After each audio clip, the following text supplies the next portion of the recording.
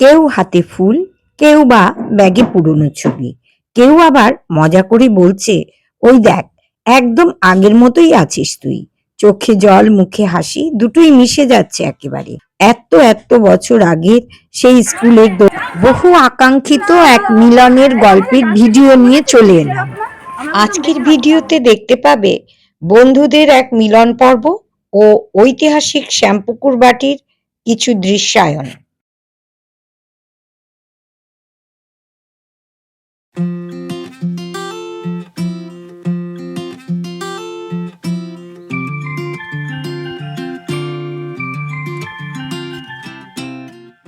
কেউ আছে ইটালি, কেউ জার্মানি, কেউ আবার জাপান, আবার কেউ ইউএসএ তেও আছে। জানাই ছিল সবাইকে পাওয়া যাবে না, তবু ফোনে ফোনে একসঙ্গে হয়েছিলাম, কনফারেন্স কল হয়েছিল। দেখা যাক, দেশের এবং রাজ্যেরও বিভিন্ন জায়গায় ছড়িয়ে ছিটিয়ে আছে অনেকে। যাদের পাওয়া গেল তারাই বা কম কি, কবে কি মিট করা হয়, এই করতে করতে সেই দিনটি এসে গেছে। চলো চলো চলো, রান্না বান্না হয়ে গেছে, এখন তাড়াতাড়ি বেরিয়ে পড়ি। হ্যাঁ, আমরা এসে গেছি এখানে। এবার আস্তে আস্তে আমাদের ভেন্যুতে যাব। ভেন্যু আমাদের মতো মানুষের ভেন্যু কি হয় সেটা দেখতেই পাবে। চলো, আবার স্কুল টিচারদের খুঁজছে, তারা এখন নেই। আমাদের সমবয়সী টিচাররা আছে, কি আমাদের থেকে ছোটরাই আছে স্কুল টিচার এখনকার। এক এক করে সবাই এসে গেছে, পৌঁছেছে পার্কের ভেতরে। যাদের আসার কথা ছিল, এতগুলো বছর শুনতে যতটা দীর্ঘ, মনে হয় যেন এক পলকেই কেটে গেল। স্কুলের সেই দিনগুলো, ইউনিফর্ম, বেলবাজা, খেলার মাঠ আর নির্ভেজাল বন্ধুত্ব, সবকিছুই যেন এক টুকরো স্মৃতি হয়ে গিয়েছিল। কিন্তু আজ সেই সব হারিয়ে যাওয়ার মুখগুলো আবার ফিরছে এক বিকেলে।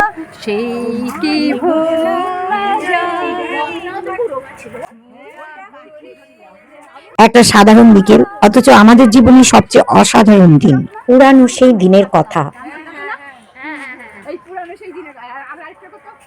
সেই গানের সুরে চোখ ভিজে উঠল অনেকের। বন্ধুত্বের মানে আজ যেন আরো গভীর হয়ে উঠল। আমাদের হাসির ফাঁকে লুকিয়ে আছে একরাশ নস্টালজিয়া, এক ফোঁটা অশ্রু আর এক সমুদ্র ভালোবাসা। বলতে বলতে আজকের এই মিট আপের আহ্বায়ক রেবার হাজবেন্ডের সঙ্গে আমাদের দেখা হয়ে গেল। দাদা বলে দিলেন কিভাবে কোথায় গিয়ে আমরা বসবো, আর রেবাও রয়েছে আমাদের জন্য অপেক্ষায়।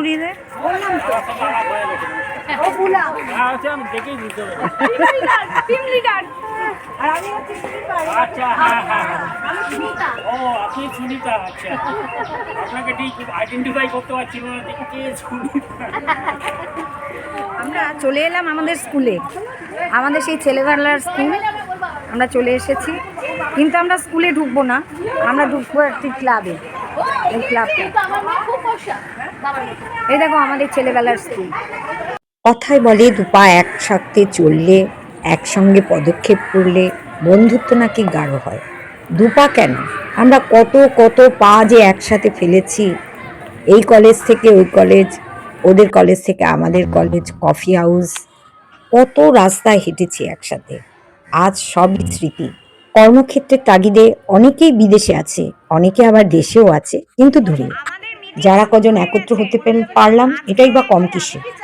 আমাদের মিটিং এর মেইন ম্যানেজার হচ্ছে রেবা, রেবা, অ্যাসিস্ট্যান্ট ম্যানেজার হচ্ছে কল্পশ্রী, আর এই যে ডেপুটি ম্যানেজার হচ্ছে, আর ওইদিকে সুনিপা বসে আছে। ছবি তোল না তুই। রত্না হচ্ছে ডিরেক্টর। না না, ডিরেক্টর। আর সুনিতা, আর এই যে সুনিতা যেন কি আজকে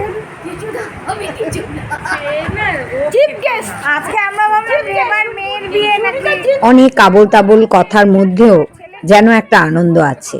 এর মধ্যে কেউ বলে উঠলো, আরে খোখোতে তুই আমাদের হারিয়ে দিতিস। কেউ বললো কবাডিতে আমি পারতাম না। এই হাসি ছিল একেবারে নিখাদ, হৃদয়ের গভীর থেকে উঠে আসা আনন্দের।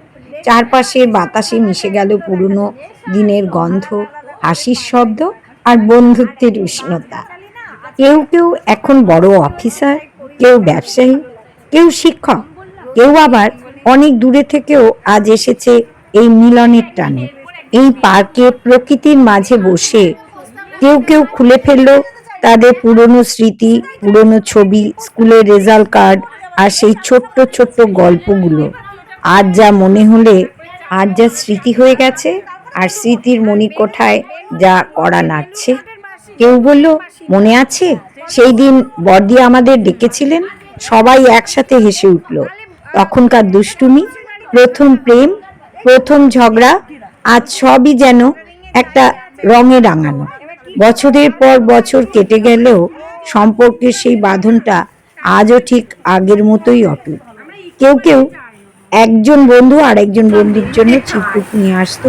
আজ সকলে যখন মা হয়ে গেছি তখন মনে হচ্ছে না না, ওসব কাজগুলো ঠিক হয়নি।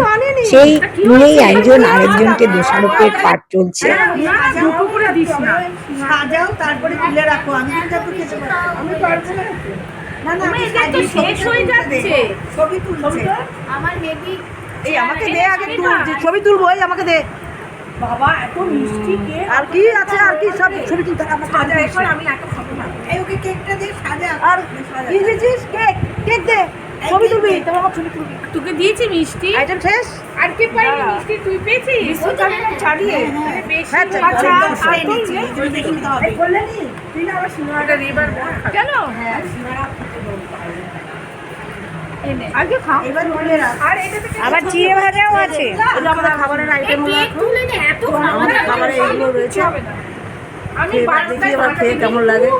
পুরা ছবি তুলে আমি অল্প ভাত খেয়েছি কিন্তু খেতে পারি না।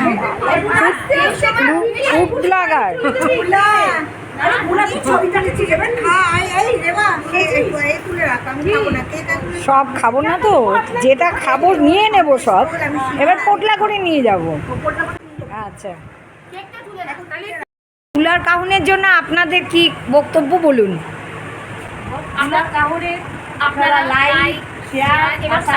দেখতে দেখতে সূর্য ডুবে গেল। আকাশে কমলা রঙের আলো ছড়িয়ে পড়েছিল, সেও আস্তে আস্তে গাঢ় নীল, শেষে কালো হয়ে গেল। রাতের অন্ধকার নেমে এলো আমাদের কাছে। আমরা সবাই গোল হয়ে গল্প করছিলাম। কেউ চা হাতে, কেউ ক্যামেরার মুহূর্তগুলো বন্দি করছে। একজন বলল, জীবন অনেক দূর এগিয়ে গেছে, কিন্তু তবুও আমরা একে অপরকে হারাইনি। সবাই নিঃশব্দে তাকিয়ে রইল আকাশের দিকে, যেন কেউ সেই মুহূর্ত শেষ হতে দিতে চায় না। এত কথা, এত হাসি, যেন অন্য এক মৌনতা। বন্ধুত্বের মানে আজ যেন আরো গভীর হয়ে উঠল। আমাদের হাসির ফাঁকে ফাঁকে লুকিয়ে আছে একরাশ নস্টালজিয়া, এক ফোঁটা অশ্রু, আর এক সমুদ্র ভালোবাসা। মিলনের অঙ্গীকারের ঘণ্টা নিয়ে বাজবে শেষের বাঁশি। শেষে সবাই একসাথে একটা ছবি তুললাম, ঠিক স্কুলের মতো। এক বেঞ্চে কাঁধে হাত রেখে ক্যামেরার ক্লিকের সঙ্গে সঙ্গে জমে গেল ইতিহাসের আরেকটা পৃষ্ঠা। এই দিনটা হয়তো আবার আসবে না, এই মুহূর্তগুলো চিরদিন রয়ে যাবে আমাদের হৃদয়ে। এত বছর, আর যেন মনে হলো বন্ধুত্ব কখনো পুরনো হয় না, এটা কেবল সময়ের সাথে আরো গভীর হয়ে ওঠে। এরই মধ্যে গতবার বোলপুরে গিয়েছিলাম আমরা, সেখানেই দেখা হলো রত্নার হাজবেন্ড উজ্জ্বলদার সাথে। তার কিন্তু অনেক অভিযোগেই আমাদের ফাঁকি দিয়ে তোমরা নিজেরা করছো, এবার দেখো না আমরাও গ্রুপ করে বেরোবো। এক এক করে যে যার বাড়ি বা গন্তব্যের দিকে পৌঁছে যেতে চেষ্টা করছি। সবাই টাটা করে বেরিয়ে পড়লাম একটা অঙ্গীকার নিয়ে যে কয়েক সপ্তাহের মধ্যেই আবার আমরা মিট করবো। কিন্তু কালী পুজো এসে গেল, তাও কিন্তু তা হলো না। যাই হোক, কালী পুজোর দিন একটা ঠিক হয়েছিল যে আমরা মিট করব, সেটা হলো না। চমকপ্রদভাবে কালী পুজোর দিন দুই বান্ধবীর সঙ্গে দেখা হয়ে গেল। কোথায় সেটা চলুন সেখানে গিয়েই দেখা হবে। সকলের সদিচ্ছা থাকলেই তো হলো না মিট আপের জন্য। কেউ জীবনে, জীবিকায়, পেশায় নিজেরা অঙ্গীকারবদ্ধ, তাই ইচ্ছে থাকলেও জমায়েত হওয়া হলো না। কালী পুজোর দিন শ্যামপুকুর বাটিতে সবার সাথে না হোক দুজনের সাথে তো দেখা হলো। উত্তর কলকাতার শ্যামপুকুর লেনের 55 নম্বর বাড়ি ইতিহাসে পরিচিত শ্যামপুকুর বাটি নামে। 1885 সালের শেষ দিকে গুরুতর অসুস্থ অবস্থায় শ্রী শ্রী রামকৃষ্ণ পরমহংসদেবকে এখানে আনা হয় চিকিৎসার জন্য। ডাক্তার মহেন্দ্রনাথ সরকারের নির্দেশে এই বাড়ির শান্ত পরিবেশ ও আলাদা ঘরগুলোকে তার চিকিৎসার উপযোগী করে তোলা হয়েছিল। এখানেই কয়েক মাস ধরে চলেছিল তার চিকিৎসা, বিশ্রাম আর ভক্তদের সঙ্গে গভীর আধ্যাত্মিক আলোচনা। বলা হয় এই ঘরেই তিনি নরেন্দ্রনাথ সহ অর্থাৎ স্বামী বিবেকানন্দ সহ অনেক শিষ্যকে দিয়েছিলেন বিশেষ উপদেশ ও দীক্ষা। শ্যামপুকুর বাটির দ্বিতীয় তলার একটি ছোট্ট কক্ষ আজও সংরক্ষিত রয়েছে রামকৃষ্ণের ব্যবহৃত কয়েকটি সামগ্রী সহ। এই বাড়ির প্রতিটি কোণ আজও বহন করে সেই সময়ের আধ্যাত্মিক তীব্রতা আর রামকৃষ্ণের শেষ জীবনের অমূল্য স্মৃতি। শ্যামপুকুর বাটি শুধু একটি বাড়ি নয়, রামকৃষ্ণ বীক্ষণের ইতিহাসের এক পবিত্র অধ্যায়, যেখানে আজও দর্শনার্থীরা অনুভব করেন ভক্তি, শান্তি আর চিরন্তন উপস্থিতির স্পর্শ। প্রায় অনেকক্ষণ ধরেই আমরা দেখছিলাম যে কালী মায়ের মূর্তি সাজানো হলো ফুল, নানান রকম মালা দিয়ে ও নানা অলংকারে সাজানো হলো মা শারদার ছবি।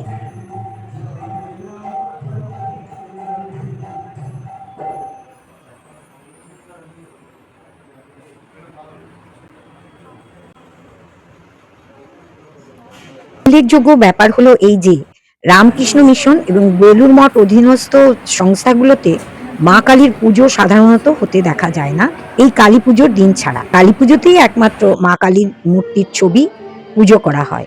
শুধুমাত্র ঠনঠনিয়া কালীবাড়িতে প্রতিদিন মা কালীর পুজো হয়। খুব সম্প্রতি ঠনঠনিয়া কালীবাড়ি রামকৃষ্ণ মঠের অধীনস্থ হয়েছে। এইসব হতে হতেই আমি একটু চলে এলাম বাড়িটা একটু ঘুরে দেখার জন্য। শ্যামপুকুর বাটি ঐতিহাসিক এক স্মৃতি, মায়ের ঘর। সিঁড়ির ঘরটি এখন মায়ের ঘর রূপে চিহ্নিত হয়েছে, সেইভাবেই সাজানো হয়েছে, খুব যত্ন করে সাজানো হয়েছে। দরজাটি তালা দেওয়া হয়েছে, তাই একটু বাইরে থেকেই যতটা পারলাম ছবি তুললাম। এখানে সেরকম ওই বেলুড় মঠের মতো অত ছবি তোলার নিষেধাজ্ঞা নেই। কর্তৃপক্ষ জানালেন আজ পুজো শুরু হতে বা শেষ হতে অনেক রাত হয়ে যাবে, তাই আমাদের আর থাকা সম্ভব হলো না। মায়ের ঘর দর্শন করে আমরা আস্তে আস্তে নিচের দিকে নেমে এলাম। ভিডিওর শুরুতেই এক বন্ধুত্বের মিলনের গল্প শোনালাম তোমাদের। খুব তাড়াতাড়ি আবার যেন অনেক বেশি বন্ধুর সমারোহে মিলিত হতে পারি, সেই জন্যই এই ভিডিওর উপস্থাপনা। কোনো বন্ধু যদি এই মিটআপে আসতে চাও অবশ্যই জানিও, কমেন্ট বক্সে অপেক্ষায় থাকবো। শ্রী রামকৃষ্ণের আশীর্বাদ ধন্য বাড়ি থেকে পথে আসতেই একটি মাতৃমঞ্চে মায়ের ভুবনমোহিনী রূপ দর্শন হলো। অনেক প্রাপ্তি হলো আজ। কি বলিস রত্না? কমেন্ট বক্সে কিন্তু অবশ্যই জানাবি। তোমরাও জানাতে ভুলো না কিন্তু। পুলার কাহন ইউটিউব চ্যানেলটি ছোট পরিবার হলেও দেশ বিদেশের ট্রাভেল, কুকিং, এন্টারটেনমেন্টের রত্নের ডালি দিয়ে সাজিয়ে তুলেছি আমরা। তোমাদের ভালোবাসা এই পরিবারকে বড় করে তুলতে সাবস্ক্রাইব, লাইক, শেয়ার, কমেন্ট করতে ভুলো না কিন্তু। খুব তাড়াতাড়ি আবার তোমাদের সঙ্গে দেখা হচ্ছে নতুন একটি ভিডিওতে। Thanks for watching.